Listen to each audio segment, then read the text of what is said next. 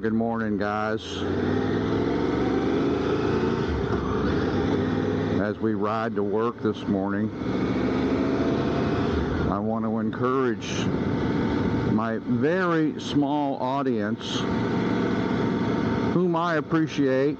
Yes, it's tough rebuilding a channel from zero when prior to COVID you had thousands and thousands of views and hundreds of subscribers, but that's okay. God has called me to be faithful and obedient, and that is how I measure my success. But every day I bring you a periodical news update as to what's on my mind and my focus, and I give you a daily post. This morning I made a post concerning the war in Iran, and I want to encourage you to go and check that article. There are many supporting documents to back up the position that I want to take this morning. But I want to talk about the failure of the U.S. Navy, and not because we suck. It's not the reason why the Navy's failing. It's because war's changed, guys. War has changed. When all it takes is a $2,000 drone to defeat a multi-billion-dollar aircraft, yeah, it's time to rethink our strategy. Some have argued that navies across the world have no reason to dominate the open seas, and while we want to bring the fight to our enemy, we have to transport that equipment, that fuel, that food, as well as our troops. You know, it argues the point that, well, we need a navy. We need a navy to do that. Long after the Cold War, the argument for the Navy is that we patrol the seas to keep them safe. Well, that argument breaks down when you start a war unprovoked, right?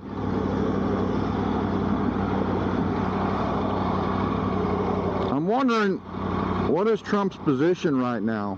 Like, what is he thinking about in the stillness of his spirit?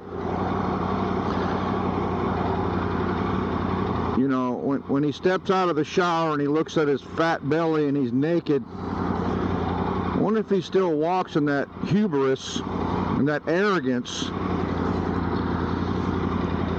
or that he's the leader of the free world. Personally, I think it's going to be his pride that'll become his besetting sin. At what expense, you ask? Well, I only have 8 miles to go to work. I get pretty good gas mileage, but I do have 3 other vehicles, plus a boat. And I'm feeling the pain at the pump right now. I mean, it's an average of $20 more fill up, right? Isn't that what you're spending? Trump's living on borrowed time if he's going to continue to listen to these Zionist war hawks and these neocons that the predicator to support this invasion, this attack on the free world. Yes, Iran is our enemy. I'm not going to deny it.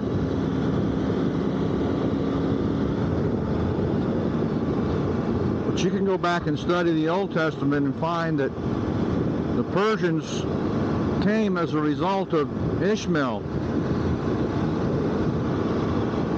and Abraham's lack of obedience and faith. If he hadn't had sex with Hagar, we wouldn't have this Muslim infestation. But did God kill Ishmael? No, he didn't. Throughout history, the Persians have been used to buffer and to keep us in check.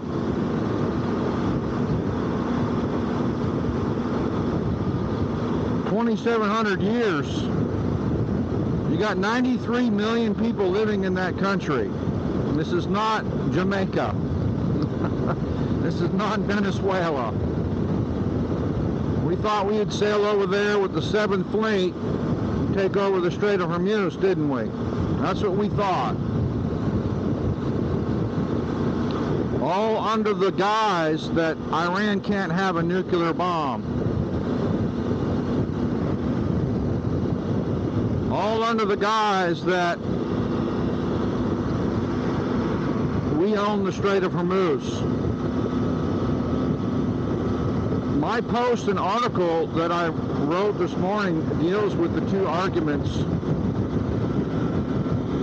as to why Trump is supporting this unprovoked attack. And one of them has to do with the fact that he thinks it's his right to control, quote unquote, international waters. Since when was the Strait of Hormuz ever considered international waters? But if you listen to them, that's what they'll tell you. At the narrowest point of the Strait of Hormuz is 24 miles wide. It borders the UAE, Oman, and Iran. As far as any other logically thinking person is concerned, that's their water.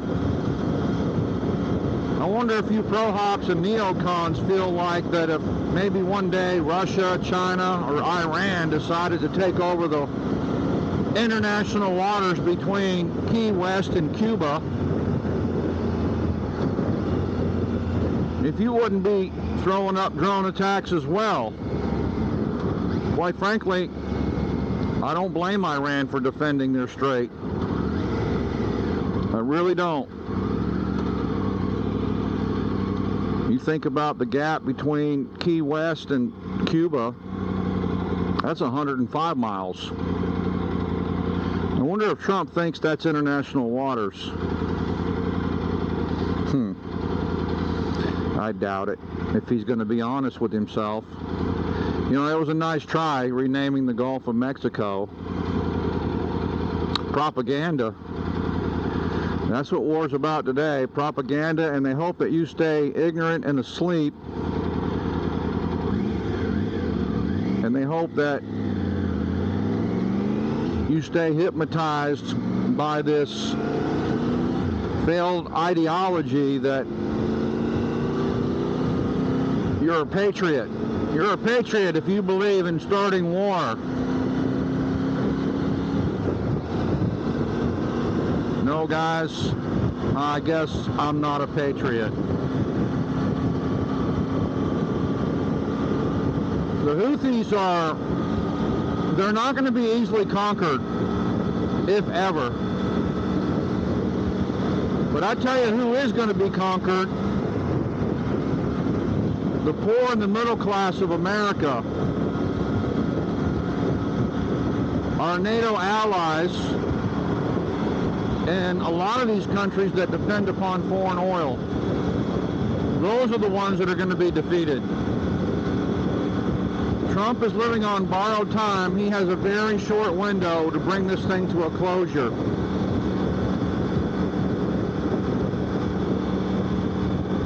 That's what I believe. Let me know what you think, guys. What's going on in the back of Trump's mind? Is there going to be an end to this war? Are we going to drag it out for 4 years like the Russian-Ukrainian war or Ukrainian war?